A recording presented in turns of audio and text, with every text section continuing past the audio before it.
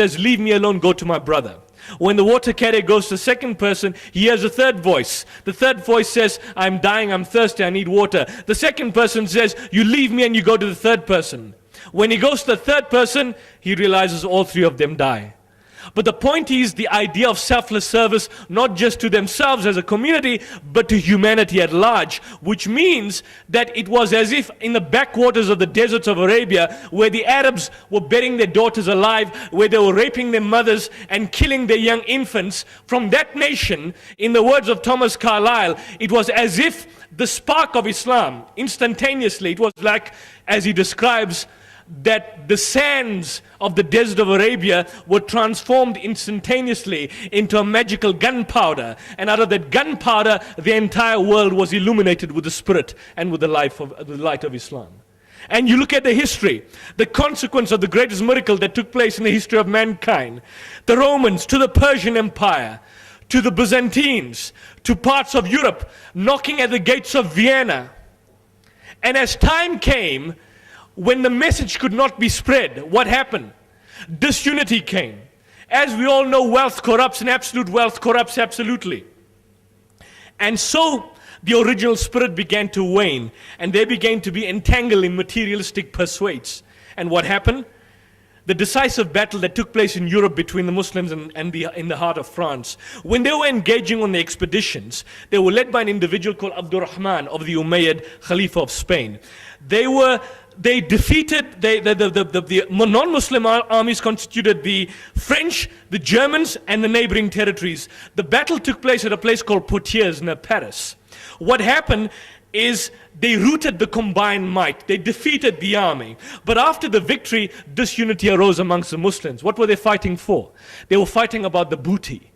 When the non-Muslim army heard that the Muslims were fighting over the booty, they returned, this defeated army returned, and eventually they drove out the Muslims from the gates of Europe. You look at India. India was ruled by Muslims for more than 1,000 years. What happened? What happened in 1,000 years? Did they do the message of conveying the message to Islam to the masses, to the Hindus? You find that over a particular point of time, disunity was a cause in terms of which the provincial powers wanted to be separate from the central government of Delhi, and so they set up their own divisive methods of ruling within enclaves. And what happened thereafter? This mighty empire that ruled India for 1,000 years. What happened? You find that a small group of merchants, calling itself the British East India Company, came, took over India, and colonized the rest of the world. And the Muslims were basically ebbed away from power. So the point I'm saying, my brothers, is that think, go back. Today we are ebbed with propaganda from different levels. Different levels, sometimes down to reduce the morale of the Muslims. But by and large, we are ourselves to blame. As the Quran would say, وَإِن تَتَوَلَّوْا يَسْتَبْدِلْ قَوْمًا غَيْرَكُمْ ثُمَّ لَا يَكُونَ أَمْثَالُكُمْ. That if you turn your back from His message, if you turn your back, then He will replace you with another people, and they will not be like you. One last example where the Quran addresses the Prophet in Surah Saba, chapter 34, verse 28, which says, وَمَا أَرْسَلْنَاكَ إِلَّا كَافَةً لِلنَّاسِ بَشِيرًا وَنَذِيرًا وَلَكِنَّ أَكْثَرَ النَّاسِ لَا يَعْلَمُونَ. That we have indeed sent thee but to the whole of mankind, as a warner of glad tidings and as a warner, but most of mankind still do not know. That was 1400 years ago. 1400 years later, we can still proclaim, وَلَكِنَّ أَكْثَرَ النَّاسِ لَا يَعْلَمُونَ. Most of mankind still do not know. What are we to do with the message?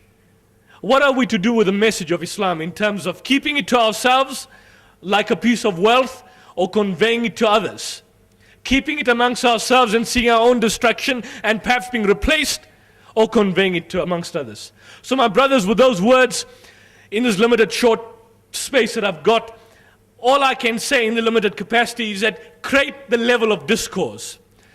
We have come from Durban at the IPCI in our own personal capacity.